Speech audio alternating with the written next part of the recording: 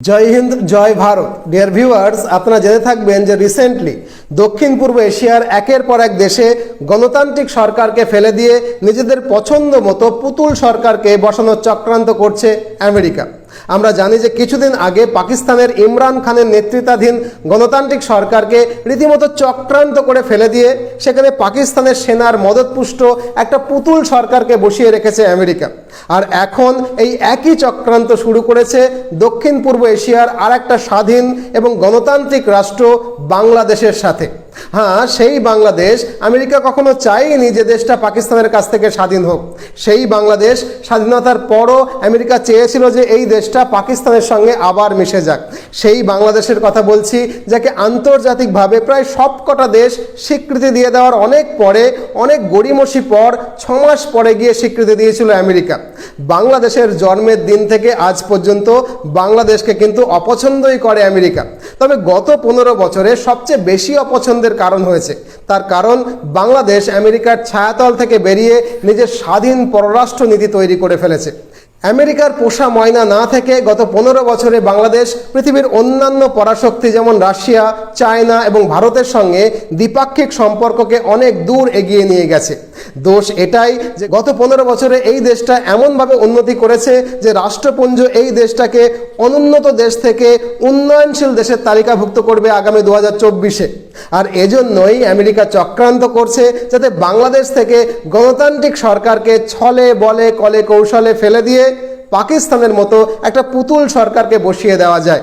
গত কয়েক বছর ধরেই আমেরিকা বাংলাদেশের সঙ্গে কিন্তু তাল ঠুকাঠুকি করেই যাচ্ছিল, আর এখন রীতিমতো তেড়ে ফুঁড়ে নেমেছে যাতে বাংলাদেশের স্বাধীন এবং গণতান্ত্রিক সরকারকে ক্ষমতাচ্যুত করা যায়। রিসেন্টলি আমেরিকা বাংলাদেশের জন্য এমন ভিসা নীতি এনেছে যেখানে অনৈতিকভাবে বলা হচ্ছে যে বাংলাদেশের বর্তমান ক্ষমতাসীন দলের নেতা মন্ত্রীরা আমেরিকার ভিসা পাবে না। কারণ হিসাবে আমেরিকা বাংলাদেশের গণতন্ত্র আর মানবাধিকার নিয়ে প্রশ্ন তুলেছে। যদিও এই ভিসা নীতির উত্তরে বাংলাদেশের বর্তমান মাননীয় প্রধানমন্ত্রী শেখ হাসিনা যখন স্পষ্ট বার্তা দিয়ে বলেছেন যে আমেরিকার দাদাগিরি তার দেশে চলবে না, বাংলাদেশ আমেরিকাকে পরোয়া করে চলে না, তখন রীতিমতো ক্রোধী আমেরিকা বাংলাদেশের অভ্যন্তরীণ রাজনৈতিক মাঠে তাদের এজেন্সিকে নামিয়ে দিয়েছে। এমনও শোনা যাচ্ছে যে বাংলাদেশে একের পর এক রাজনৈতিক নেতাদের সঙ্গে আমেরিকার গুপ্তচর সংস্থা CIA একের পর এক বৈঠক করতে শুরু করেছে। উদ্দেশ্য কিন্তু খুব পরিষ্কার, পাকিস্তানের মতো একইভাবে বাংলাদেশ থেকে গণতান্ত্রিকভাবে নির্বাচিত সরকারকে ফেলে দিয়ে সেখানে ইচ্ছে মতো আমেরিকার পছন্দ মতো পুতুল সরকারকে বসানো। আজকের এই ক্লাসে আমরা এটাই আলোচনা করব যে সত্যিই কি বাংলাদেশের গণতন্ত্র এবং মানবাধিকার নিয়ে প্রশ্ন করার নৈতিক অধিকার আমেরিকার আছে? গোটা পৃথিবীর সব দেশে নিজের ইচ্ছে মতো সরকার বসিয়ে আর কতদিন আমেরিকা দাদাগিরি চালাবে? আর এরকম একটা সংকটজনক পরিস্থিতিতে প্রতিবেশী দেশ হিসাবে ভারতেরই বা কী করা উচিত? ভিডিওটা আলোচনা করতে গিয়ে একটু বেশি বড় হয়ে যাবে আশা করব শুরু থেকে শেষ অবধি আমার সঙ্গে থাকবেন। প্রথমেই আমরা আলোচনা করব যে অভিযোগটা দিয়ে আমেরিকা বাংলাদেশকে আন্তর্জাতিক ক্ষেত্রে চাপে ফেলতে চাইছে সেই অভিযোগটা নিয়ে। অভিযোগটা কি? আমেরিকার মতে বাংলাদেশের গণতন্ত্র আর মানবাধিকার নাকি প্রশ্নের মুখে। একজন ভারতীয় শিক্ষক হিসাবে আমেরিকার এই কথাবার্তা শুনে না একটা বাংলা প্রবাদ বাক্যের কথা মনে পড়ে যায়। চালুনি বলে, ছুঁচ তোর পেছনে ছ্যাদা। চলুন একটু ইতিহাস ঘেঁটে দেখা যাক যে গোটা পৃথিবীর গণতন্ত্র আর মানবাধিকার নিয়ে প্রশ্ন তোলার নৈতিক অধিকার আদতেও আমেরিকার আছে কিনা। ইতিহাসে একটু পেছন ফিরলেই আমরা দেখতে পাবো যে আজকে যেখানে আমেরিকা নামক রাষ্ট্রটা প্রতিষ্ঠিত সেটা আসলে রেড ইন্ডিয়ানদের ভূমি। ইউরোপ থেকে সাদা চামড়ার মানুষগুলো আমেরিকা মহাদেশে আসার আগে এখানে 100% মানুষ ছিল এখানকার ভূমিপুত্র, যাদের রেড ইন্ডিয়ান নামে পরিচিতি ছিল। আপনারা জানেন যে আমেরিকায় আজকে সাদা চামড়ার মানুষরা এই রেড ইন্ডিয়ানদের এমনভাবে নির্বিচারে হত্যা করেছে যে বর্তমানে আমেরিকায় মোট জনবসতির 5%-এরও কম সংখ্যায় নেমে এসেছে রেড ইন্ডিয়ানরা। প্রশ্ন হলো 95% রেড ইন্ডিয়ানরা কোথায় গেল? উত্তর একটাই, হত্যা এবং নির্বিচারে হত্যা। আমেরিকার দেশের ভূমিপুত্র রেড ইন্ডিয়ানদের হত্যা করে তাদের জমি বাড়ি কেড়ে নিয়ে যে আমেরিকা নামক রাষ্ট্রটার জন্ম, তারা যদি আজকে পৃথিবীকে মানবাধিকার শেখাতে আসে, খুব অবাক লাগে একজন শিক্ষক হিসাবে। শুধু তাই নয়, ইতিহাসটা আরেকটু যদি ঘেঁটে দেখা যায় তাহলে আমরা দেখতে পাবো যে যখন আমেরিকা কৃষিতে প্রাথমিকভাবে উন্নতি করছে, সেই সময় তাদের উন্নতির কারণ কি ছিল জানেন? আফ্রিকা থেকে লক্ষ লক্ষ কালো মানুষকে নিয়ে এসে তাদেরকে কৃতদাস বানিয়ে তাদেরকে পশুর মতো খাটিয়ে আমেরিকা তাদের প্রাথমিক উন্নতিটুকু ঘটিয়েছিল। এবং সেই বর্ণবিদ্বেষ আজকের এই একবিংশ শতাব্দীতেও কিন্তু এসে থামেনি। আপনারা জানেন যে কালো মানুষের ওপরে শ্বেতাঙ্গ আমেরিকান পুলিশ যে নির্বিচারে অত্যাচার করে, তার বিরুদ্ধে এই কিছুদিন আগেও গোটা আমেরিকা ফুঁসে উঠেছিল ব্ল্যাক লাইফ ম্যাটার্স নামক আন্দোলনে। কালো মানুষকে শোষণ করে যে আমেরিকার উন্নতি, খুব মজা লাগে না যখন সেই আমেরিকায় সারা পৃথিবীতে মানবাধিকারের কথা বলতে যায়? যে আমেরিকা আজকের বাংলাদেশের মানবাধিকার আর গণতন্ত্র নিয়ে প্রশ্ন করছে, সেই আমেরিকাকে একজন ভারতীয় শিক্ষক হিসেবে আমার জিজ্ঞেস করতে মন চায় যে মধ্যপ্রাচ্যের তেলের ভাণ্ডার দখল করতে কে অশান্তি বাঁধিয়েছিল? ইরাকের সাদ্দাম হোসেনকে অনৈতিকভাবে গায়ের জোরে পদচ্যুত করে ইরাকের তেলের খনিগুলো কে দখল করেছিল? মধ্য এশিয়ার মুসলমান দেশগুলোর ওপরে সবচেয়ে বেশি আজ পর্যন্ত বোমাবর্ষণ কোন দেশ করেছে? বলতে পারেন কেন আজকে সিরিয়া জ্বলছে? আফ্রিকার দেশগুলোতে কে বা কারা গৃহযুদ্ধ বাঁধিয়ে রেখেছে? আফগানিস্তান থেকে গণতান্ত্রিক সরকারকে হটিয়ে দিয়ে তিলে তিলে একটা গণতান্ত্রিক দেশকে শেষ করে দিল কে? এই কয়েকটা মাস আগে পাকিস্তানের গণতান্ত্রিক ইমরান খান সরকারকে ফেলে দিয়ে সেখানে একটা পুতুল সরকারই বা বসালো কে? এই সব কটা প্রশ্নের কিন্তু একটাই উত্তর, সেটা হলো আমেরিকা, আমেরিকা এবং আমেরিকা। অতএব সারা পৃথিবী জুড়ে গণতন্ত্রের হত্যাকারী, মানবাধিকার লঙ্ঘনকারী আমেরিকার মুখে বাংলাদেশের গণতন্ত্র আর মানবাধিকার নিয়ে প্রশ্ন তোলাটা মানায় না। এটা আমেরিকা যত তাড়াতাড়ি বুঝে যাবে তত তাড়াতাড়ি মঙ্গল। আমাদের প্রতিবেশী দেশের মাননীয় প্রধানমন্ত্রী শেখ হাসিনা বাঘিনীর মতো গর্জন করে যেভাবে বলেছেন যে বাংলাদেশে আমেরিকার দাদাগিরিকে তারা মানবেন না, বেশ করেছেন বলেছেন, আরও 100 বার বলা উচিত। একজন ভারতীয় শিক্ষক হিসাবে আমি এটাকে পূর্ণভাবে সমর্থন করি এবং আমি মনে করি আমেরিকার কোনো নৈতিক অধিকারই নেই বাংলাদেশ কেন কোনো পৃথিবীর কোনো দেশের মানবাধিকার আর গণতন্ত্র নিয়ে কথা বলা। আর শুধু তাই নয়, ইতিহাস সাক্ষী বাংলাদেশের জন্মলগ্ন থেকে আজ পর্যন্ত আমেরিকা কখনো বাংলাদেশের ভালো চায়নি। 1971 সালের আগে বাংলাদেশের মানুষ যখন স্বাধীনতার লড়াই লড়ছে, পাকিস্তানের খান সেনাদের হাতে অত্যাচারিত হচ্ছে, যখন বাংলাদেশের হাজার হাজার তরতাজা যুবক নির্বিচারে হত্যা হয়ে যাচ্ছে পাকিস্তানের খান সেনাদের হাতে, যখন বাংলাদেশের হাজার হাজার মা বোনেরা ধর্ষিত হচ্ছিল খান সেনাদের হাতে, তখন কখনো কি আমেরিকার মুখে মানবাধিকার লঙ্ঘনের কথা পৃথিবীর কেউ শুনেছে? কখনো শুনেছে? একটা টু শব্দটা করেছে আমেরিকা? তার কারণ এই মানবাধিকার বস্তুটা না আমেরিকার কাছে মুখোশের মতো।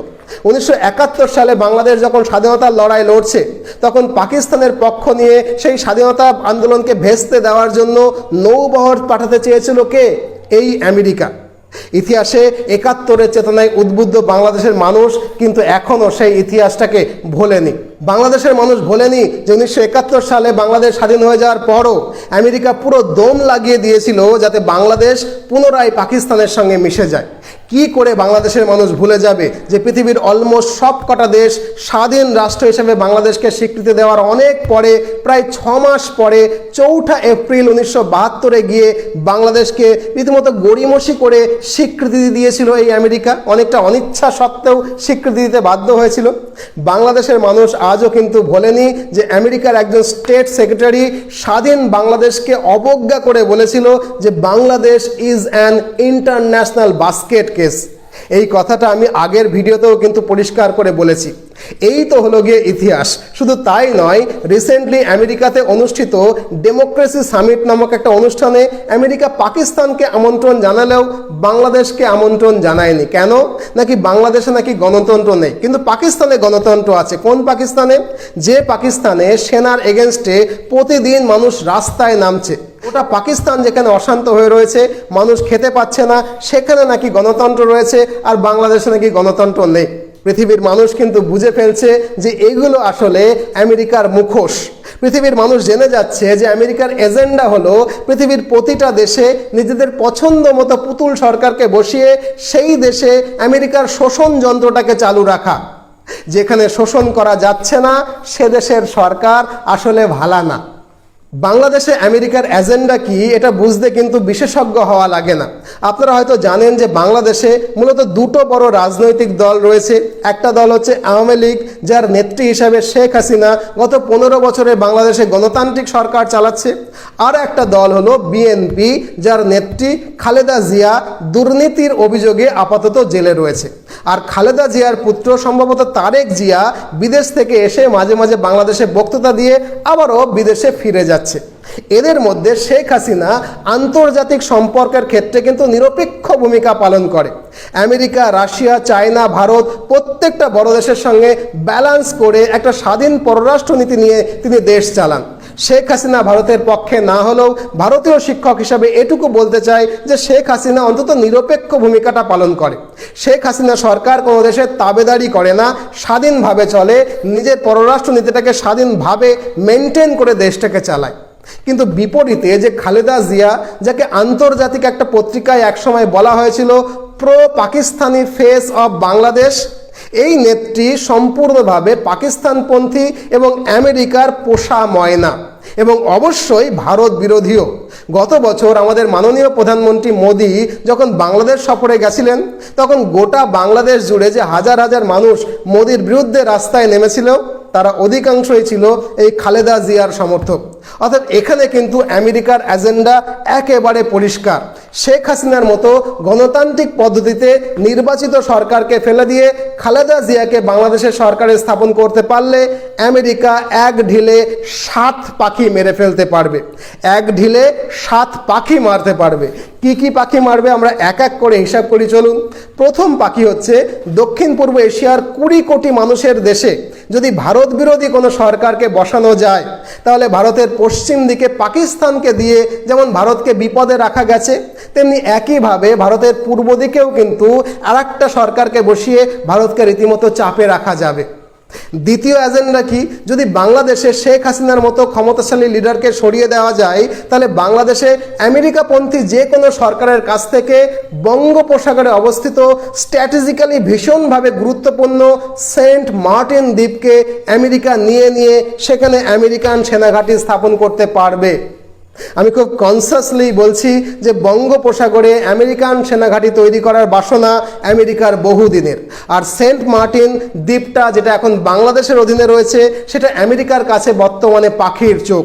এমনও শোনা যাচ্ছে যে বাংলাদেশের বর্তমান বিরোধী নেত্রী নাকি আমেরিকাকে প্রতিশ্রুতি দিয়েছে যে ক্ষমতায় এলেই তারা সেন্ট মার্টিন দ্বীপটাকে আমেরিকার কাছে হস্তান্তর করে দেবে। বাংলাদেশের মানুষ নিশ্চয়ই এই বিষয়টা একটু সুচিন্তিতভাবে ভেবে দেখবেন আশা করব।